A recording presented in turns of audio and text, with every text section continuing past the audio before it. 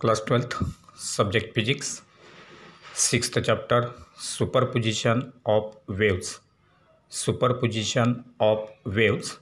From this chapter, let us see some of the formulae. First formula is for amplitude of resultant wave. Amplitude of resultant wave. If there are two waves having their amplitudes A1 and A2, then the amplitude of their resultant wave A is given as square root of A1 square plus A2 square plus 2A1 A2 cos phi. Square root of A1 square plus A2 square plus 2A1 A2 cos phi, where phi is the phase difference between the two waves, and therefore the amplitude of resultant wave A is equal to square root of A1 square plus A2 square plus 2A1 A2 cos phi. Second formula is for maximum intensity. So the maximum intensity of sound is given as maximum intensity I is directly proportional to square of maximum amplitude, that is A max, and therefore I max is proportional to square of A max, which will be written as A1 plus A2 whole square. A1 plus A2 whole square. Third formula is for minimum intensity. Minimum intensity I minimum will be proportional to square of A minimum. That is, minimum intensity is directly proportional to square of minimum amplitude. That will be written as A1 minus A2 whole square. A1 minus A2 whole square. Fourth formula is for corrected length of air column. Corrected length of air column in a pipe. So there are two cases. A, for a pipe closed at one end. For a pipe closed at one end, the corrected length L is equal to L plus E. That is, length of the pipe plus end correction is equal to corrected length. Then B is for a pipe open at both ends. For a pipe open at both ends, L is equal to L plus 2E. L is equal to L plus 2E, that is length of the pipe plus the end correction at two ends. Then next formula, that is fifth, is for first three harmonics.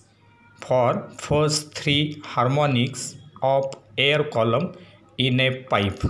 So in this case we will consider first three frequencies for first three harmonics of air column in a pipe. Let us consider first case, that is A, that is pipe closed at one end. If the pipe is closed at one end, then fundamental frequency, that is first harmonic, is n equal to phi by 4L. N equal to phi by 4L. Second harmonic is n1 equal to 3 phi by 4L. 3 phi by 4L. Third harmonic n2 is equal to 5 phi upon 4L. 5 phi upon 4L.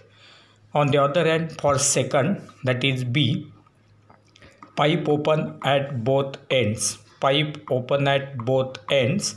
The fundamental frequency or first harmonic n is equal to phi by 2L. Phi by 2L. Second harmonic n1 is equal to phi by L. Second harmonic n1 equal to phi by L. And third harmonic n2 is equal to 3 phi by 2L. 3 phi by 2L. Then sixth formula gives the end correction. So end correction in case of the vibrating air column in a pipe, again there will be two cases for this end correction. For a pipe closed at one end, for a pipe closed at one end, E is given as N1 L1 minus N2 L2 upon N2 minus N1. n1 L1 minus n2 L2 upon n2 minus n1, or again that E is given as n2 L2 minus n1 L1 upon n1 minus n2, n2 L2 minus n1 L1 upon n1 minus n2. On the other hand, for second case, that is B, for a pipe open at both ends, for a pipe open at both ends, n correction E is equal to n1 L1 minus n2 L2 upon 2 into n2 minus n1, n1 L1 minus n2 L2 upon 2 into n2 minus n1, or E is equal to n2 L2 minus n1 L1, n2 L2 minus n1 L1 upon 2 into n1 minus n2, 2 into n1 minus n2. Now next formula, that is seventh formula, gives fundamental frequency of vibrating string. Fundamental frequency of vibrating string, which is given by the formula n is equal to 1 upon 2L square root of T by M. N is equal to 1 upon 2L square root of T by M, where N is the fundamental frequency of vibrating string. Then eighth formula gives the first three harmonics of stretched string. So when the string is stretched, at that time the frequencies for the first three harmonics are given as, for first harmonic, that is fundamental frequency n equal to 1 upon 2L square root of T by M. N equal to 1 upon 2L square root of T by M. Second harmonic is n1 equal to 1 by L square root of T by M. N1 equal to 1 by L square root of T by M. And the third harmonic, n2 is equal to 3 by 2L square root of T by M. N2 is equal to 3 by 2L square root of T by M. Ninth formula gives law of length. So in case of vibrating string, law of length, that is fundamental frequency of vibration of the string is inversely proportional to vibrating length. So fundamental frequency is inversely proportional to vibrating length if T and M are constant. If T and M are constant, that is for the law of length, N is inversely proportional to L if T and M are constant. 10th formula gives law of tension. Law of tension, that is fundamental frequency is directly proportional to square root of tension if L and M are constant.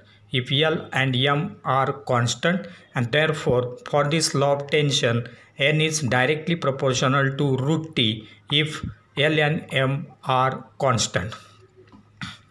11th formula gives law of mass per unit length.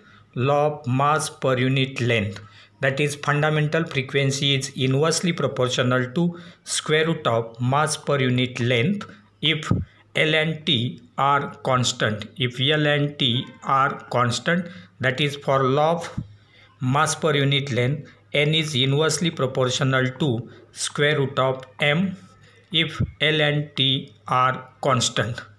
Then 12th formula gives the law of radius, that is N is inversely proportional to R, that is fundamental frequency is inversely proportional to radius of that string, and law of density, that is fundamental frequency is inversely proportional to square root of density of material of that string, that is N is inversely proportional to square root of density of the material of that string. Then 13th formula gives period of beats. Period of beats, T is equal to 1 upon N1 minus N2. 1 upon N1 minus N2, that is the period of beats T, and hence frequency of beats, N is equal to N1 minus N2. Bit frequency N is equal to N1 minus N2. So these are some of the important formulae from this sixth chapter, superposition of waves.